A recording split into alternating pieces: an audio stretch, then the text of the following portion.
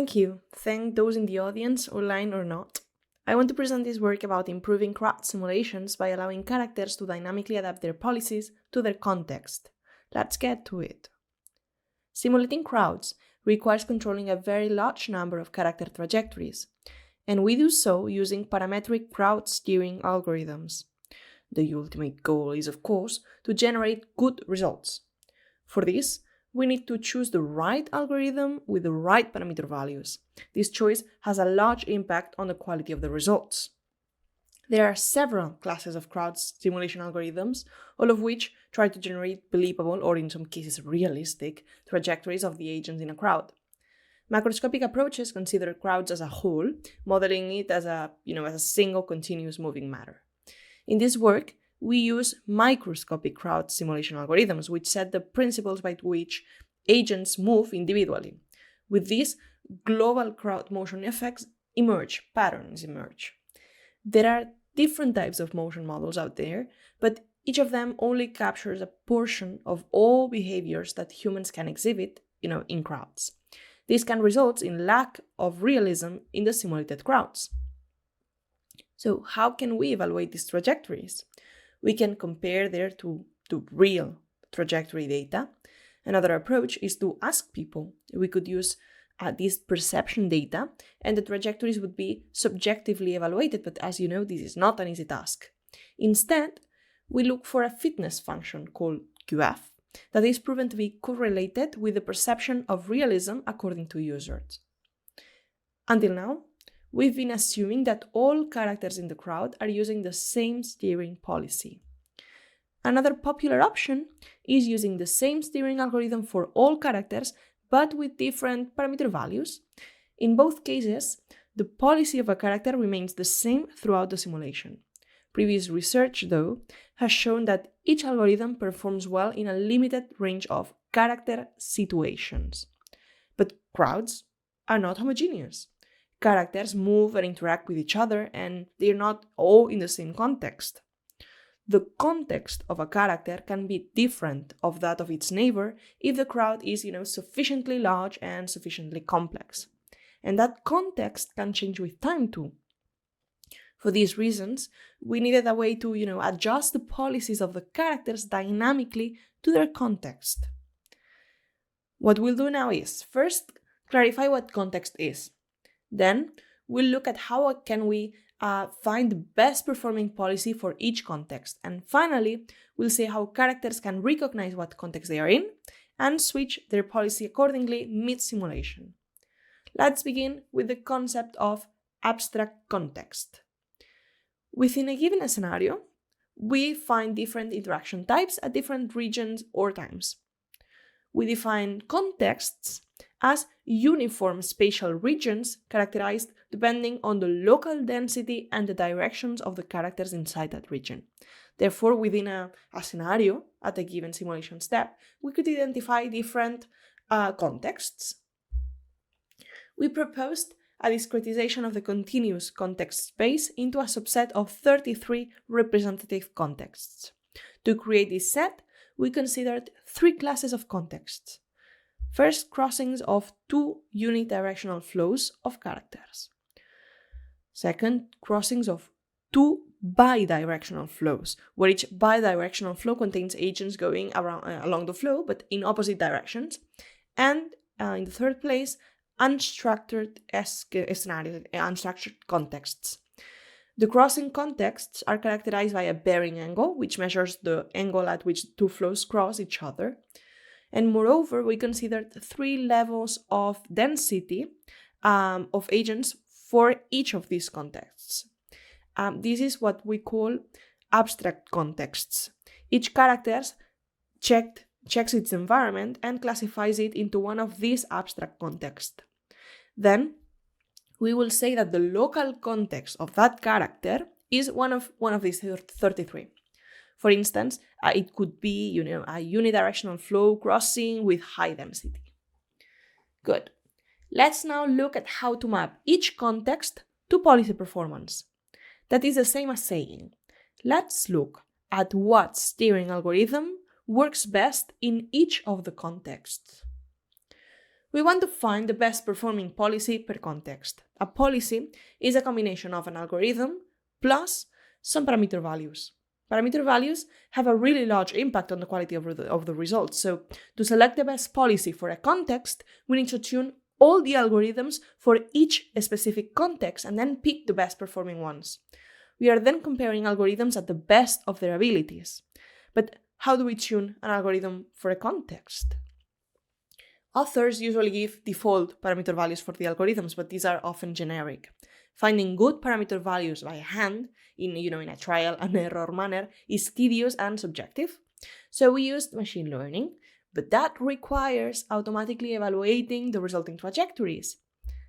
How can we evaluate trajectories? We use a fitness function called QF that is proven to be correlated to the perception of realism according to users. We found the best parameter values using this method for all these representative algorithms in each of the contexts. Like this, we could evaluate the performance they have for each of the contexts and select the best one. In order to learn the parameters for each algorithm, we simulated crowds in toric worlds, which are finite planes where the movement is wrapped around.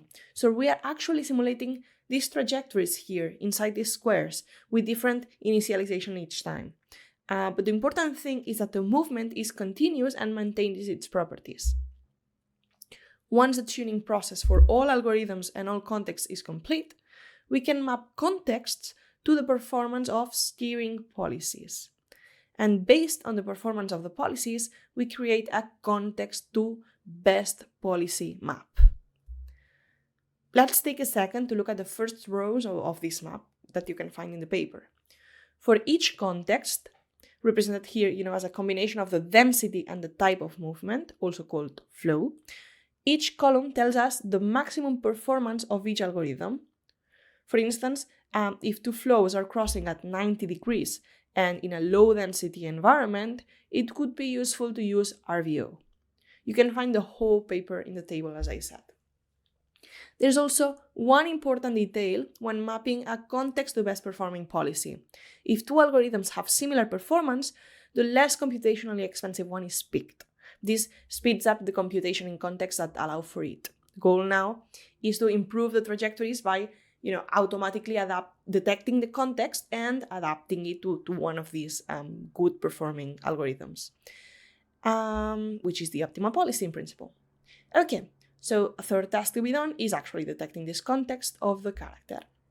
First, we detect the type of motion in a small circular region around the agent of interest. Then we use this information to select which of the 33 studied contexts is closer to this local context. We said that the context was defined by the density and the directions of the characters. The local density is then computed by dividing the number of agents inside a circle and its area. The distribution of the directions is a bit more complex. To avoid collision avoidance maneuvers and flickering and other problems, we study the direction of characters for 1 second. We then study the distributions of the directions in that region. If more than two main directions are found, the context is considered to be unstructured because there's more than two flows, uni or bidirectional. The density and the angle between, character flows is used to classify the context of each character into one of the previously defined bins. After this, one more step is performed, voting. The actual local context for each character is picked according to the more common context among neighboring characters. This is used to select the best policy for that character. There is still one tiny problem though. Changing the policy mid-simulation can lead to good or to weird results in some cases. This is because two steering algorithms for very similar situations in consecutive time steps might compute very different next velocities. In order to ease the transition between algorithms, we propose a transition strategy. In order to use this, we need to use the open source humans tool. In this setting, all the algorithms are in velocity space, and two algorithms can be combined. Through a weighted sum. It's very simple. So we could theoretically use less an algorithm and more another algorithm progressively and compute the next velocity that way in the transition. That would have been really nice, but some steering algorithms are not directly compatible, and they can return opposite next velocities for the same character state. So we need to study the predicted next velocity for both algorithms separately, and if the two algorithms return opposite solutions, which are not always the case, only if they return opposite solutions, then the next velocity is selected among the two, so it is consistent with the previous motion. If no inconsistencies are present, which is the usual case, the velocities are computed as before with a weighted sum. Let me play this video that shows the transition between contexts and policies. We show in this video that transitions between contexts are smooth. To do so, we isolate one character to analyze its trajectory as it navigates its environment. The character passes through 3 different contexts and therefore switches its policy between them. As you can see, the smooth velocity algorithm described in Chapter 4 interpolates between policies in a way that the resulting trajectory is smooth. So, during the simulation, this local context identification is done periodically, and each time a change in context is detected, this transition strategy is used. Before going to the results, let me tell you about policy distribution. The intuition behind this was the following. Sometimes, when you have a difficult situation in a scenario, usually a highly symmetric situation, the whole crowd benefits from having a single character or a small group of characters behaving differently, simply because they are helpful in breaking deadlocks and adding variety, which is also good. So we thought, what if instead of mapping each context to a single policy, we use 2? Only a percentage of characters. Would this help? We tried randomly assigning the 2 best policies to the characters with different percentages, and we tried assigning this complementary policy in an informed way, using an autonomous machine learning procedure. And there was an improvement, mathematically speaking, there was an improvement, but only of 2%, which is not significant.